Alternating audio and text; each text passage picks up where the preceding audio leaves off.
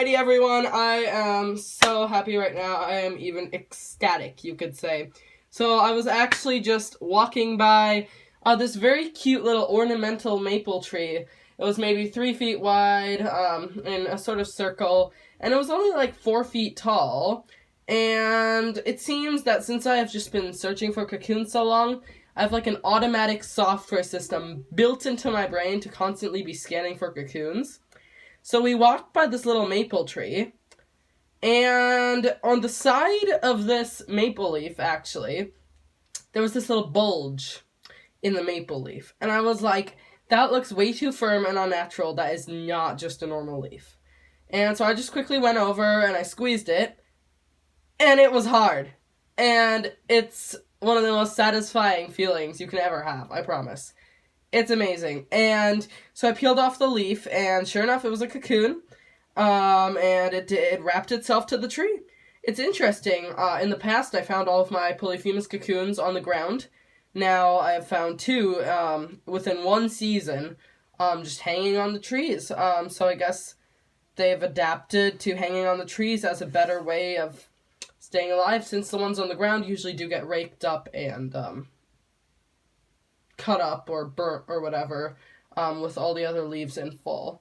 So it seems that they have adapted this ability, especially in urban areas, or suburban at least. But anyway, here we have this cocoon. It's definitely alive.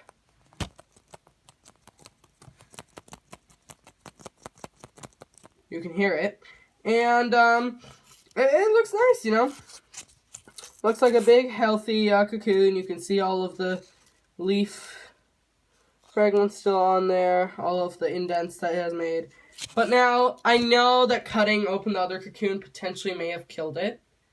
But now, since it is so late in the season and they are all about to start hatching anyway, I am going to open it up and make sure to close it with some paper towels and mist it daily to keep it humid, just because I cannot stop the urge to look at it. But anyway, we're not going to cut open the whole thing like we did the other one. We're just going to cut a little bit. So, we're going to go ahead, since these are quite tough cocoons, especially after the winter of hardening off, we'll just carefully go at the top, because we do not want to hurt the pupa. So we want to make sure that the pupa is at the bottom, and we can very carefully cut, because we never want to damage our pupa. Because remember, this cocoon is worth much more than, what, $7 or $8 that they sell for, to me. This, like, is a breeding asset for me. This is an opportunity for me, and so I'm going to be very careful with it. I do not recommend this to anybody who's not experienced at this. I know experience doesn't come through not doing anything, but, you know, if you want to be careful, don't do this. It can be risky if you're not good at precision things. But anyway, there we go. We have a little crack up in there. So stick our scissors in and then carefully cut. Now, ideally, you'd have some sharp scissors for this. My scissors aren't the sharpest, but they're also not like stump, dull, whatever you want to call it. And so they do just fine. Alrighty. Moment of truth. Yeah, it's alive! Now, the even more potentially exciting moment of truth for us, I think, is going to be determining the gender. Because if it is a female, I will be so ecstatically happy. So let's go ahead. Dump this out. I promise I'm not looking. I don't know the gender right now. Oh gosh. It's always a pain to get these out.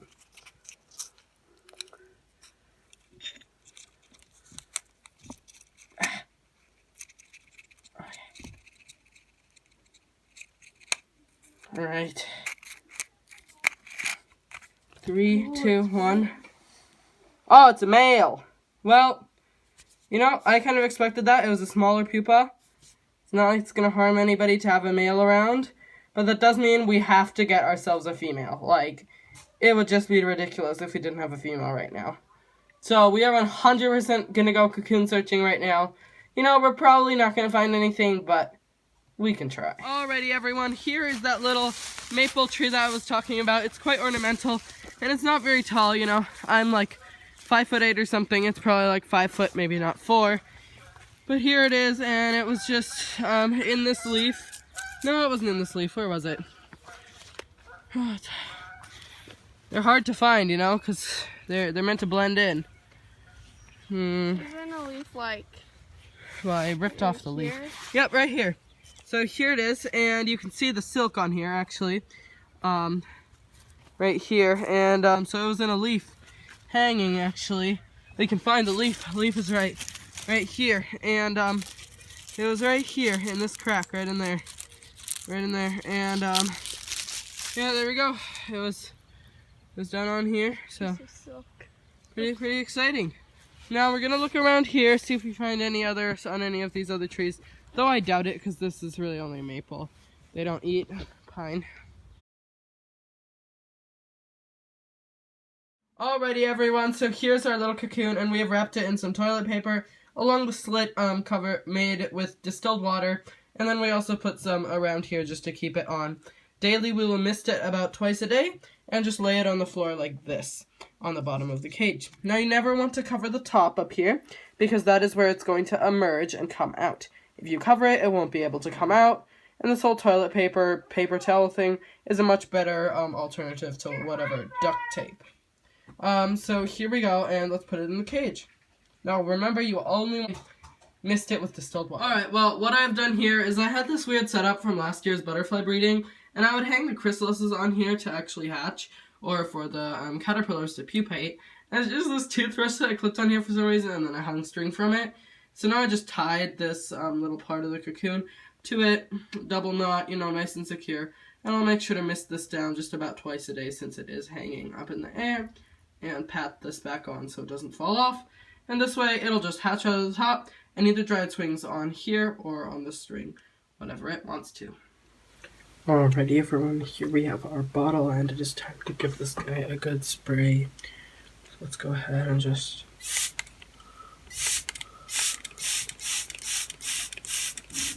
Now I know it is on the wall, but it's not really going to matter all that much.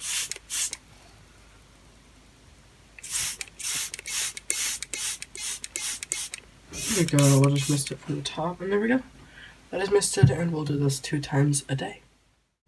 So I did end up putting the cocoon in my trusty pop-up cage here that I have had many cocoons in, just because I felt that in my room the air conditioning wasn't quite right and it could have dried out the cocoon. So I did end up putting it out on the porch to expose it to natural conditions, obviously in the shade, but I definitely did want it to have those good natural conditions, including the humidity from the rain especially, because what can happen is the cocoons can dry out and die. That is why generally you do not want to cut open cocoons before winter in the fridge, because that can dry them out then.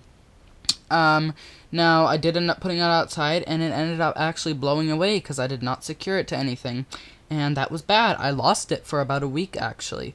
We did end up finding it. I didn't have a camera with me, but I just wanted to share that quick little story with y'all.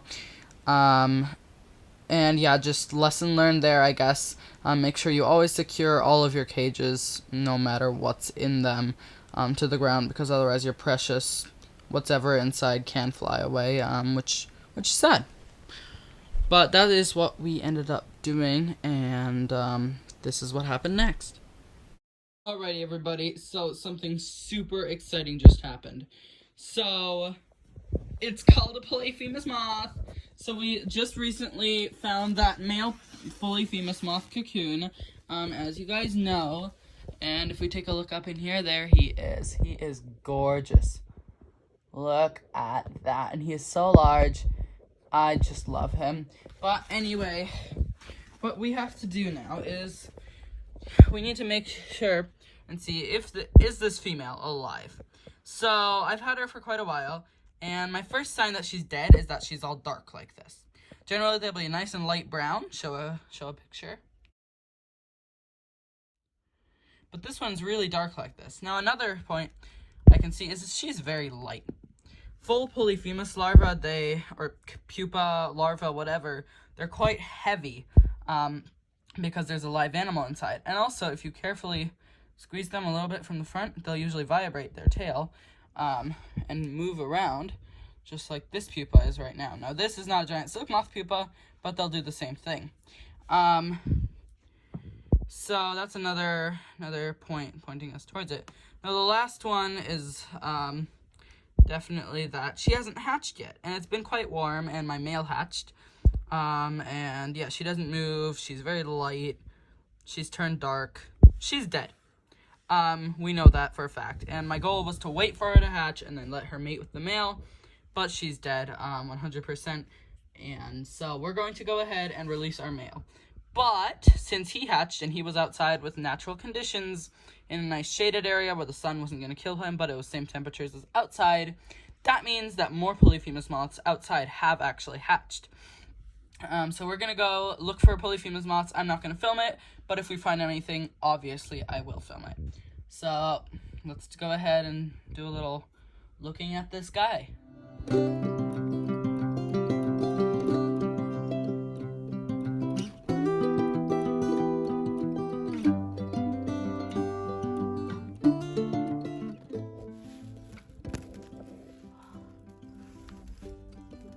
Why does he want to fly?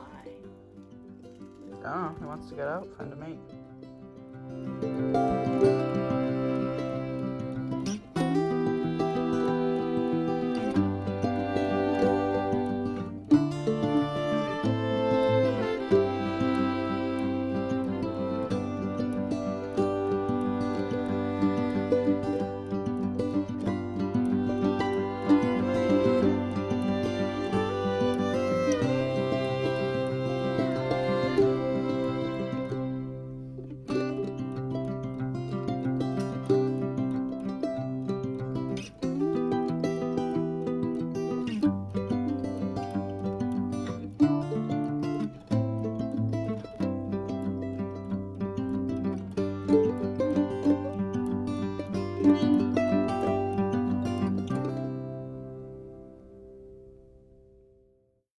Alrighty everyone, so here we are and I'm measuring him.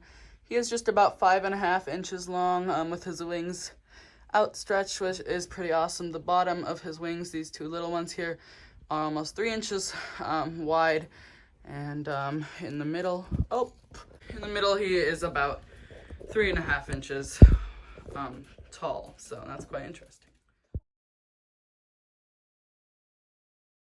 Alrighty everybody, so we have this Polyphemus moth here, and he hatched this morning. He is a beautiful male, and I think he's already finding some females because he was flying around just like the males would with the females. I'll show you.